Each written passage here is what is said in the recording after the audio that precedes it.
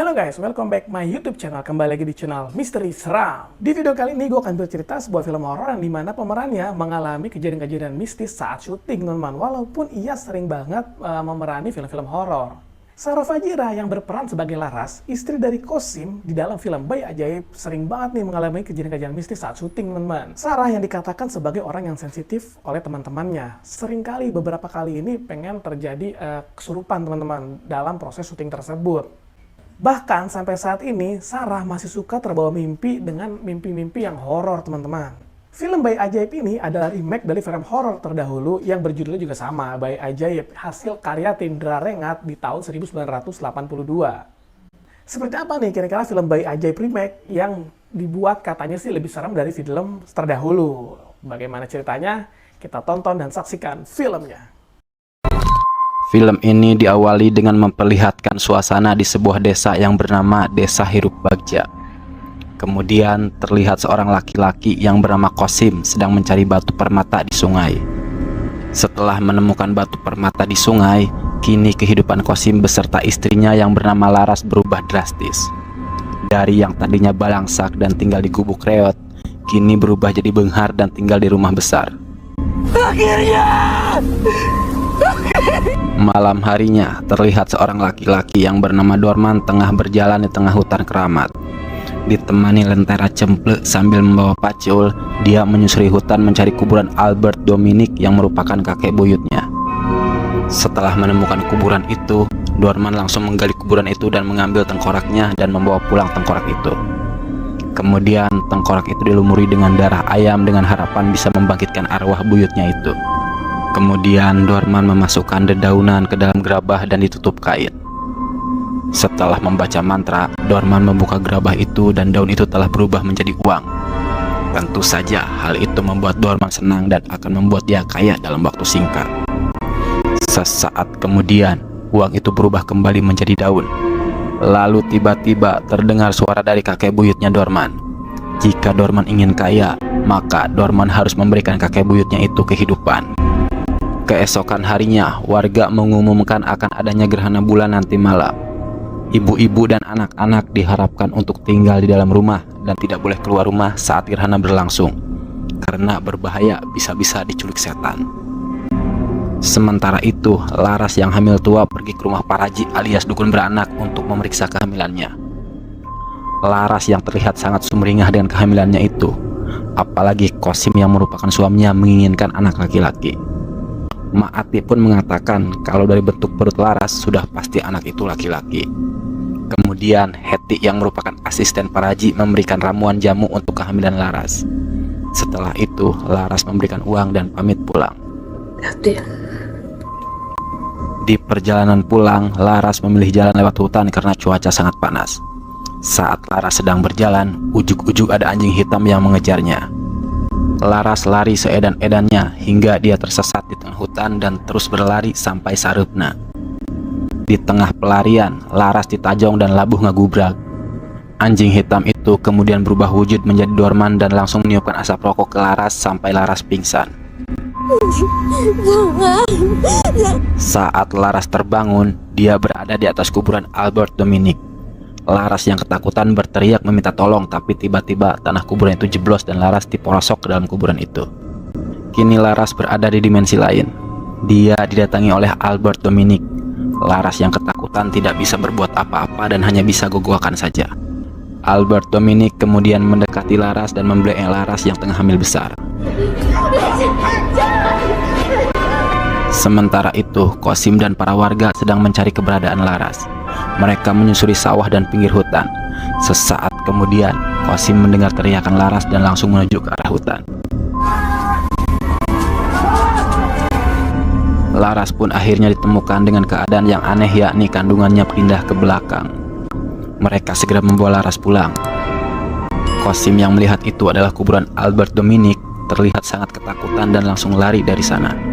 Apakah Qasim ada hubungannya dengan Albert Dominic? Sesampainya di rumah, Paraji langsung memijat kandungan Laras dan berusaha memindahkan kandungan Laras ke depan. Sementara itu, Qasim yang ada di ruang tamu bersama anak buahnya. Qasim menegaskan agar peristiwa ini tidak bocor keluar karena Qasim sangat menjunjung tinggi harga diri keluarganya. Haji yang mengetahui kalau yang dialami Laras bukanlah hal biasa, Mak Ati segera menyiapkan dupa dan langsung membaca mantra. Kemudian Mak Ati melanjutkan mendorong kandungan Laras agar kembali ke perut. Hal itu sangat menyakitkan hingga membuat Laras ngagoa kencang sampai terdengar oleh Qasim. Qasim yang mendengar hal itu langsung lompat ke kamar nyamperkan Laras. Kelihatannya Laras akan segera melahirkan, Pak. Pak Raji menyuruh Heti untuk menyiapkan baskom dan air panas karena Laras akan melahirkan. Qasim yang panik terus mendampingi Laras yang akan melahirkan anak pertamanya hingga anak itu lahir. Anehnya, bayi itu lahir masih terbungkus naonnya eta. Tanya oi, pokoknya mah eta we gitunya. Warga desa pun berkeliling memperingatkan warga tentang gerhana bulan yang sedang terjadi. Mak Ati menyuruh Heti untuk membawa bayi itu ke belakang dan menutupnya dengan kain agar wajahnya tidak belang karena gerhana. Heti meletakkan bayi itu di atas meja dan ditinggal sebentar untuk memberikan air panas ke kamar Laras. Hal aneh pun terjadi. Sinar gerhana bulan itu menyoroti bayi itu dan kain penutupnya tersingkap. Kemudian muncul tangan bayi yang mungil. Sementara itu di rumah Dorman di waktu yang sama, Dorman sedang melakukan ritual pesugihan untuk kemakmuran. Dorman menagih janji leluhurnya karena dia telah memberikan kehidupan pada leluhurnya itu.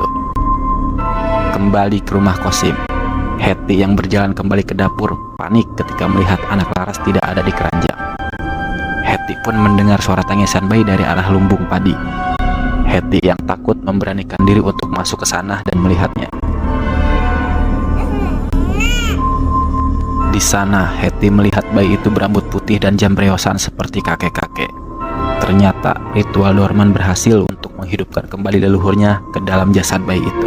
Saat Heti akan menggendong bayi itu, Heti langsung diserang dan digigit lehernya oleh bayi itu sampai meninggoy. Karena Heti tak kunjung kembali, Qasim menyusul ke dapur. Betapa kagetnya Qasim melihat Heti sudah tergeletak tak bernyawa. Mak Ati yang melihat hal itu pun langsung shock seperti kecil. Aku kaya. Benar saja, kini Dorman menjadi kaya raya setelah memberikan kehidupan pada leluhurnya itu.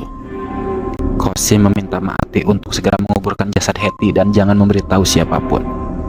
Kemudian Qasim segera mencari anaknya. Setelah lama mencari, terdengar suara tangisan bayi di semak-semak. Qasim segera menuju semak-semak itu dan melihat anaknya tergeletak di semak-semak. Qasim segera membawa bayinya pulang dan mengabarkan pada istrinya kalau anaknya itu laki-laki. Laras pun bertanya mau diberi nama siapa anaknya itu. Qasim pun memberi nama anak itu Hadi Nugraha dan nama panggilannya Didi. 7 tahun kemudian Qasim mencalonkan diri untuk menjadi kepala desa yang baru. Kebetulan hari itu Dedi akan disunat hingga Qasim menggelar kesenian di desanya. Dia juga mengundang para warga ke rumahnya termasuk Pak Soleh yang merupakan rivalnya di pemilihan kepala desa. Pak Soleh datang bersama istrinya yang bernama Yuni dan anaknya yang bernama Rini. Soleh memberikan selamat agar silaturahmi keduanya tetap baik. Tapi Qasim dengan sombongnya mengatakan kalau Qasim pribumi dan Soleh hanya menumpang di desa ini. Laras yang tidak enak hati menghentikan obrolan mereka dan menyuruh mereka untuk masuk. Sudah ya bicara soal ambisinya. Sebelum disunat, Didi diarak keliling kampung sambil dipoto untuk mengabadikan proses hajatan sunatan Didi. Semua warga sangat antusias menonton pementasan ahli bela diri yang diselenggarakan Qasim. Sementara itu, terlihat Dorman yang terus mengawasi Didi yang sudah mulai beranjak dewasa. Kemudian Dorman menggosok gelangnya dan seketika mata Didi berubah hingga membuat para pemain debus itu hilang ilmu kebalnya. Setelah itu, Didi dibawa ke rumahnya untuk disunat. Semua warga berkumpul di rumah Qasim untuk menyaksikan Didi disunat. Saat Pak Mantri akan ngeret pelatuk Didi, pisau tajam itu langsung rompang dan bengkok. Pak Mantri pun heran karena Didi tidak gerak dikeret. Burungnya Didi keras Pak Qasim. Melihat hal itu, para warga menertawakan Didi dan menyebut burung Didi keras. Tidak lama kemudian terdengar suara azan. Didi langsung menutup telinganya seolah-olah kepanasan mendengar suara azan. Didi langsung lari ke arah kamarnya dan meninggalkan kerumunan warga. Pak Mantri mengatakan kalau Didi sedang dirasuki oleh setan. Pak Kosim yang ngadengi hal itu tidak terima dan langsung mengusir Pak Mantri dan para warga dari rumahnya. Mak Ati yang melihat hal itu terlihat cemas dan mencoba untuk mengingatkan Kosim bahwa kejadian ini berhubungan dengan kelahiran Didi 7 tahun silam. Kosim langsung memberi Mak Ati uang untuk tutup mulut atas peristiwa 7 tahun silam. Di dalam sumur terlihat Laras mengambang dan tak sadarkan diri. Kosim langsung ajrut ke sumur untuk menyelamatkannya. Yuni berkata jika bayi dalam kandungan Laras baik-baik saja. Saat tersadar, Laras berkata kalau Didi menariknya jatuh ke sumur. Laras meminta Kosim untuk melakukan sesuatu karena dia yakin kalau Didi kesurupan. Sore harinya, ajudan Kosim yang bernama Aris datang ke rumah Maati untuk datang ke rumah Kosim. Maati mengatakan kalau ini semua karena bayi siluman. Makhluk itu tidak akan rela jika adiknya lahir. Saat Maati dan Aris menuju rumah Kosim, motor yang mereka tumpangi mogok. Maati melihat ayah sakolebatan anu liwat. Dan tiba-tiba Aris dikerekep oleh Didi dan ubun-ubunnya disedot. Maati yang melihat hal itu langsung lompat cicir. Maati berlari ke rumah penduduk tapi tidak ada penduduk yang membantunya. Karena tidak ada pilihan, akhirnya Maati bersembunyi di toilet umum. Dan pada akhirnya bool Maati dirojok dan mati mengenaskan. Di sisi lain, Soleh akan pergi ke rumah Kosim untuk menjemput Yuni dan meninggalkan Rini sendiri di rumah. Soleh berpesan agar Rini menutup pintu dan jendela dan jangan dibuka sampai ayah dan ibunya pulang. Baru saja selangkah dari rumahnya, Soleh dihadang oleh Didi. Didi merengek minta tolong pada Soleh. Rini yang mengintip di balik pintu mengatakan kalau itu bukan Didi. Rini berusaha membuka pintu tapi pintu itu tidak bisa dibuka. Benar saja, Didi berubah menyeramkan dan langsung menyerang Soleh dan akan memakan otaknya. Rini kemudian berdoa dan akhirnya pintu rumahnya terbuka. Rini langsung berlari menghampiri ayahnya dan membujuk Didi untuk melepaskan ayahnya.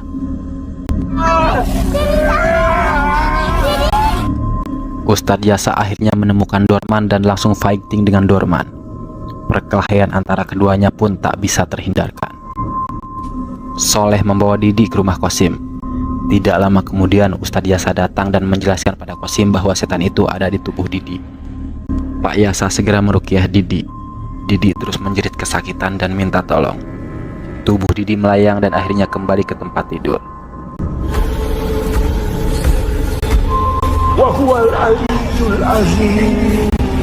Dengan perjuangan yang menguras energi, akhirnya setan itu berhasil dikeluarkan dari tubuh Didi. Setan itu pun menyerang Dorman dengan wujud kepala tanpa badan. Dorman yang ketakutan pada akhirnya harus masuk ke dalam kuburan Albert Dominic.